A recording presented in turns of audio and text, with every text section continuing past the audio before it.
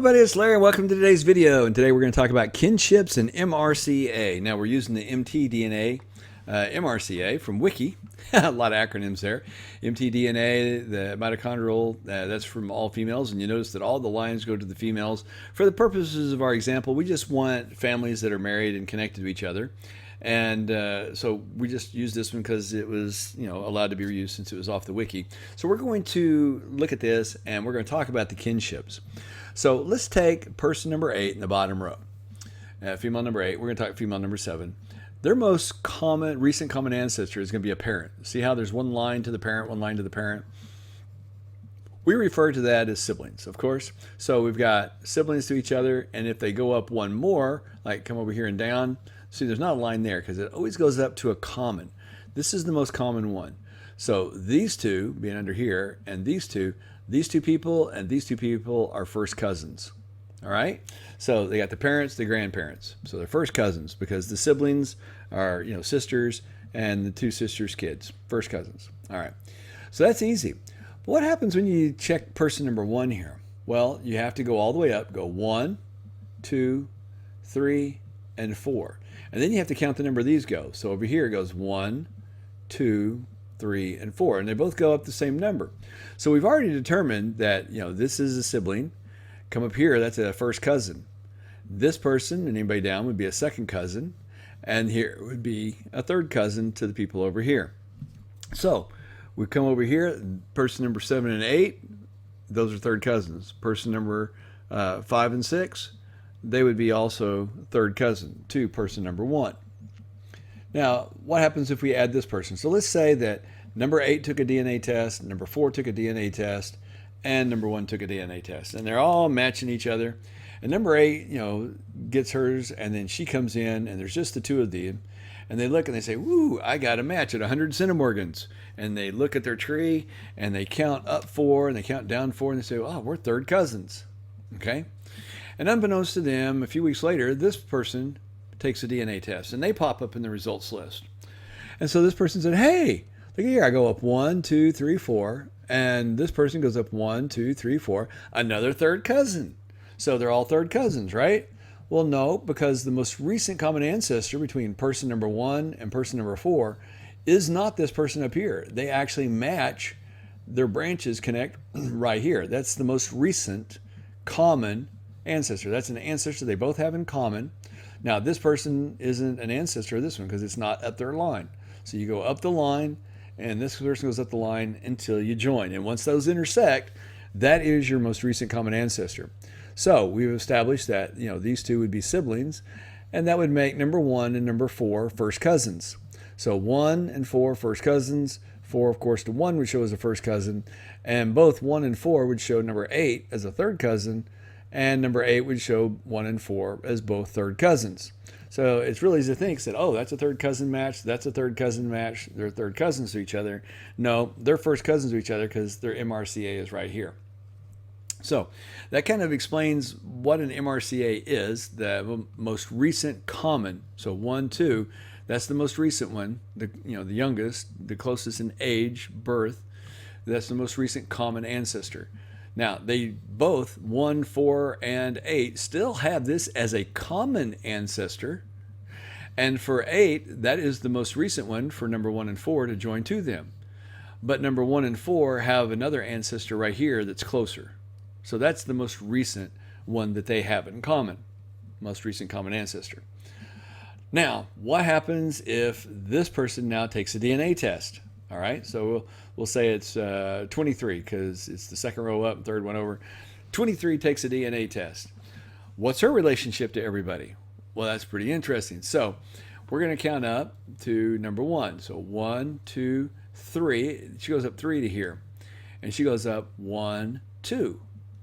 All right, so she only goes up 2, and she goes up 3.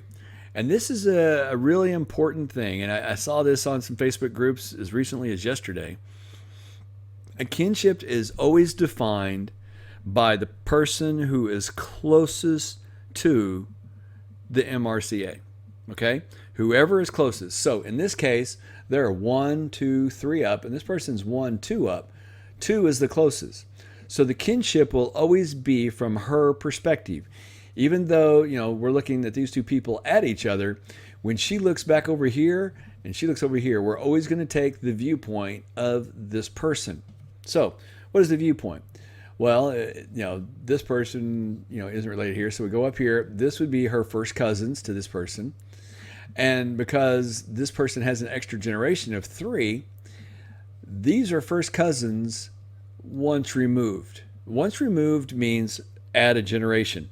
So, it used to be, it's like, what's your relationship? We're first cousins, add a generation, minus a generation, add a generation. And people who were over here would say, she's my first cousin, minus a gen, or plus a gen. And she'd be saying, oh yeah, she's the first cousin plus a gen to go down there, or minus a gen if she took it from her perspective.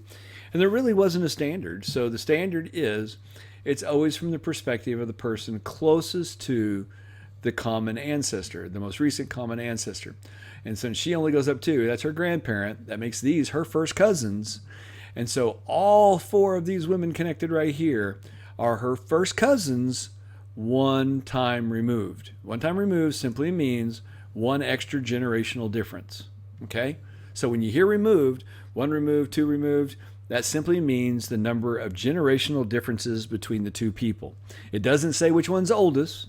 It doesn't say she's older or she's older. It just says that these 2, their kinship, and all 4 of these people and that one person are first cousins one time removed. 1 generational difference, but they're first cousins. Okay? Really important. So what about number 8? Number 8's also related to them. Well, up here we go up 1, 2, 3. And over here they're going 1, 2, 3, 4. Again, you go from the person who's closest. So the person who's closest, that would be a second cousin to the same level that she's on. Okay, because you always get it to the same level is what you count. And then you add 1 generation. So these people would be first cousin one time removed, and these would be second cousins one time removed. Okay, because there's 1 extra generational difference. So we have this person and this person. What are they? Well, that one's simple. They have the parents and, the sibling down, go up to the grandparent. That's going to be a first cousin, right? So that's a first cousin. This is a first cousin. These 2 are obviously siblings. So we come up here, come down to her, go up here, down to there. That's 2 up. That's 2 up. That's 2 up. So this person is going to be a first cousin to both of these 2. And all 4 of these are also first cousins one time removed. So now here's an interesting one. What about this person right here, this person right here, and this person? So they're going to count up 1, 2, and down to here, that's the equal, so that's first cousin. Because remember, it's from their perspective. But then we got 1 generation here, and we got 2 generations here. So this person right here, and this person right here are what? They're first cousins 2 times removed. First cousins. All of these are first cousins. All of these are first cousins. This person's a first cousin. So this person right here, and all of these that are in black right here, 1, 2, 3, 4, 5, 6, 7, all 7 of these people are her first cousins. First cousin. These 2 are first cousin 1 gen removed, and these 4 are first cousin 2 generations removed. Does it happen often? No. But I do have an ancestor who is in Wellington, South Carolina, and she's quite active. She runs the History Center there in Wellington, which evidently my family were the founders of the town many years ago. She runs the History Center, and she is my first cousin 3 times removed. That's right. So she would be right here. Okay. Her grandparent is my most recent common ancestor. And then it comes on down just like this, and 1 more generation. You go 1, 2, 3, 4, 5, and she only goes down 2. First cousin 3 times removed. Incredible. That's really, really something special. That you don't see that one often. But hopefully this helps you understand kinships. It's 2 things to remember. 1, kinship is always determined from the person closest to the MRCA. That's absolutely imperative. And if there's a case of endogamy, this came up on a board too, where, I won't get into all the situations, but there were some siblings who, through some, creative ancestry and twisting trees, were also first cousins. Well, you don't refer to them as first cousins. You would refer to them as half siblings. And those half siblings, the reason that you refer to them that, and the reason you use the person that's closest to the MRCA and use the MRCA, is that's what your centimorgans are going to show. That's what the measurements are going to show in your biology. So, if you have people that are half siblings and it has that range and they have that extra DNA, they're still going to be in the range for half siblings. And because they have the extra, they're not actually going to be in range, in DNA range. Most likely they're not. It could happen, but it most likely not. They're not going to be in range for, that half first cousin situation where, it goes up, 450 or something like that. But they are in a half sibling where you're 2000. So 2000 CMS, that blows the charts on that, first cousin or half first cousin.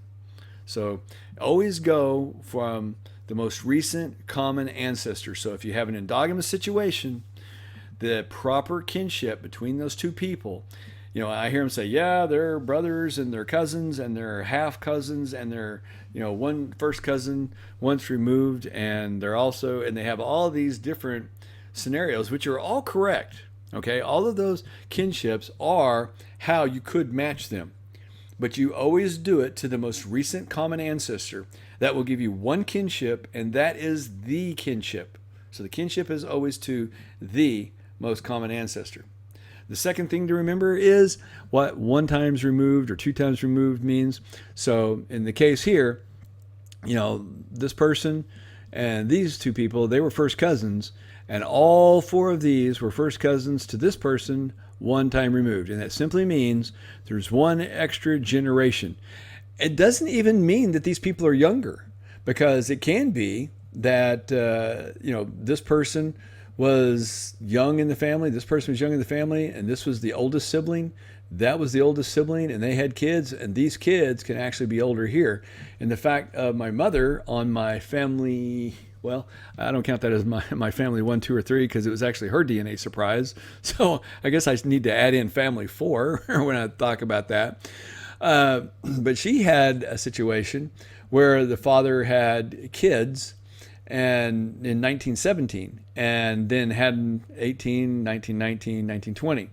Then he left her and, met somebody several states away. He basically ran away from the kids and gave birth to my mom in 1943, and then left Oklahoma, went to California, and had a child in 1955.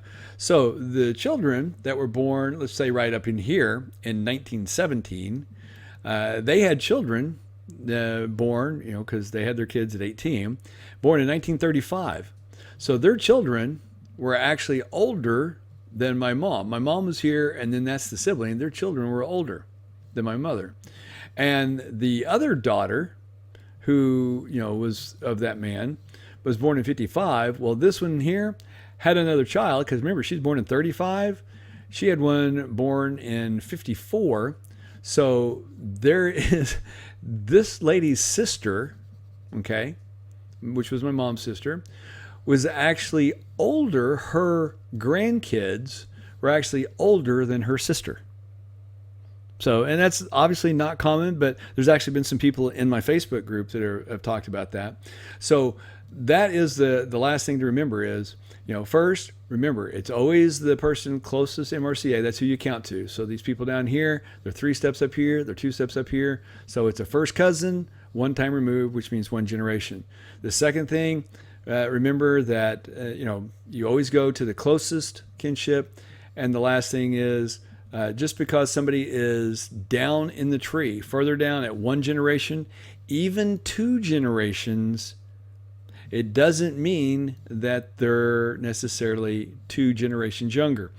Normally, that's the case. And so when you look at DNA Painter and you look at that and you say, okay, in the CMS, it's 2 generations down in the CMS, so you're generally looking for somebody younger. But the shared centimorgan tool on DNA Painter, it doesn't mean that they're younger. So like in the case of my mother, there was that one youngest sibling that was born in 55, and this one was born in 1917, she actually had grandkids that were older than her sister. Now, it turned out that this actually was her sister, and so her grandchildren were actually older than her sister. My mom, however, found out through the court records that were all bogus. The birth certificate was faked in order to do the adoption. I found out who the true biological father was, and so she wasn't a part of that like she thought she was. She was actually in a different family over here altogether, with her, history up and down. But this lady right here, her sister, which is right here, she had grandkids that were older than her sister. And I've heard about that 2 or 3 times in the last year, people telling me that, they've had this situation in the tree. So just because somebody's a generation younger, 1 generation removed or 2 generations removed, I take that back. You can assume that they're younger, but don't make that in stone until you can prove it, because there is that chance that, it might not be as you seem. Because remember, they often had 10, 13 children, 16 children. That was very common back then. So child number 1, and you got a year between births, approximately. Some, might be 20 years across the gamut. Others might have them across exactly 16 or just slightly under. So you've got that 16-year gap just by definition of gestation between number 1 and number 16. You add in, the reality of it, you're looking at a 20-year gap. That's a full generation between the oldest sibling. If that oldest sibling then has children, and they will, and that child has somebody, early on, then it is quite possible that you get these generational differences, especially as it's carried on. So I have found some first cousins once removed, and I'm actually the higher up in the tree, but actually younger than the other people, which is really weird. Anyway, so there you have it. Hope you understood it. The chart, with the, I got the new cursor here with the yellow, so it's a little easier to follow. Bounced around there. But that's what MRCA is. MRCA, most recent common ancestor. You always go to the one that's the closest. If one is closer than the others, whoever's closest, the kinship is always from their point of view. And once removed means that's how many generational differences there are. And lastly, don't assume that the generational differences mean that they're older or younger. That may not be the case. Hope you enjoyed the video. If you did, give it a thumbs up. If you haven't already, subscribe. Just a hint, since this was an intermediate, I was hoping that you could follow along pretty good, because you have probably a good idea of it anyway. That's why this is an intermediate video. But Wednesday, there may or may not be an intermediate video on Wednesday. And the reason for that is the expert class video that's coming out Wednesday is going to be really something good. I've not seen anything like it. It does have the ability to help you break through walls. And so if you liked the genetic affairs one last week and you thought, wow, that was intriguing, I hadn't thought about using it like that and pinpointing it like that, wait till you see what's coming on Wednesday.